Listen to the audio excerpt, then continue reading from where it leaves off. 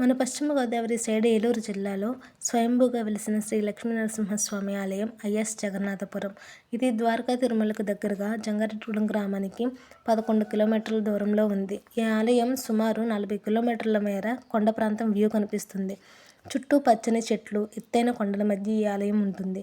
స్థల పురాణం ప్రకారం ఈ ప్రదేశంలో దోపిడీ దొంగలు వర్షాలు పడక కరువుతో ఉన్నప్పుడు ఆ ఊరి ప్రజలు తమ కష్టాలు పోవడానికి ఒక మహర్షి దగ్గరికి వెళ్ళి తమ కష్టాల గురించి చెప్పి పరిష్కారం కోసం అడగగా ఆ మహర్షి ఆ ప్రాంతానికి వచ్చి స్వామివారి కోసం తపస్సు చేయగా కొన్నాళ్ళకి మహర్షి తపస్సుకు మెచ్చి స్వామివారు ప్రత్యక్షమై తన తేజస్సును ఒక శిలలో నిక్షిప్తం చేసి స్వామివారు మాయమయ్యారు. అప్పటి నుంచి స్థానికులు స్వామివారికి పూజలు చేస్తున్నారు. స్వామివారిని పూజించడం తర్వాత నుంచి వాళ్ళ కష్టాలు తీరాయి. అలా ఆ ప్రాంత ప్రజలు కష్టాలు తీరడానికి తపస్సు చేసిన మహర్షి మాతంగి మహర్షి. ఆ మహర్షి తపస్సు చేసిన ప్రదేశంలో ఒక పుట్ట వెలిసిందని, ఒక పాము రూపంలో ఆ మహర్షి వచ్చి స్వామివారిని దర్శించుకునేవారని ఇక్కడ స్థానికులు చెబుతారు. స్వామివారికి ప్రతి నెల స్వాతి నక్షత్రం నందు కళ్యాణం, అలాగే హోమాలు జరుగుతాయి. ప్రతి ఏకాదశి తిథి రోజు ప్రత్యేక పూజలు జరుగుతాయి. ప్రతి సంవత్సరం మాఘమాసంలో వచ్చే మొదటి ఏకాదశి రోజున స్వామివారికి వార్షికోత్సవ పూజలు, తీర్థం జరుగుతుంది. కొండపైకి రాలేని భక్తుల కోసం ఆ ఒక్కరోజు స్వామివారు కొండ దిగి వస్తారు. ఆ రోజు కొండ కింద స్వామివారికి కళ్యాణం జరుగుతుంది.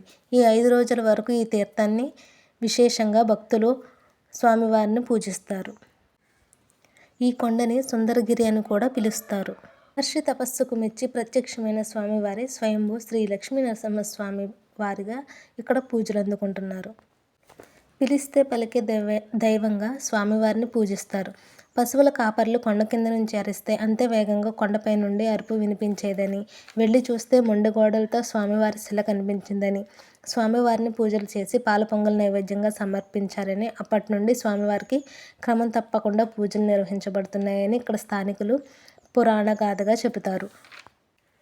ప్రతి సంవత్సరం శివరాత్రి రోజున ఇక్కడ విశేషంగా సుదర్శన హోమం జరుగుతుంది. ఈ గుడి నలుమూలల నుంచి భక్తులు ఈ సుదర్శన హోమాన్ని చూడడానికి వస్తారు.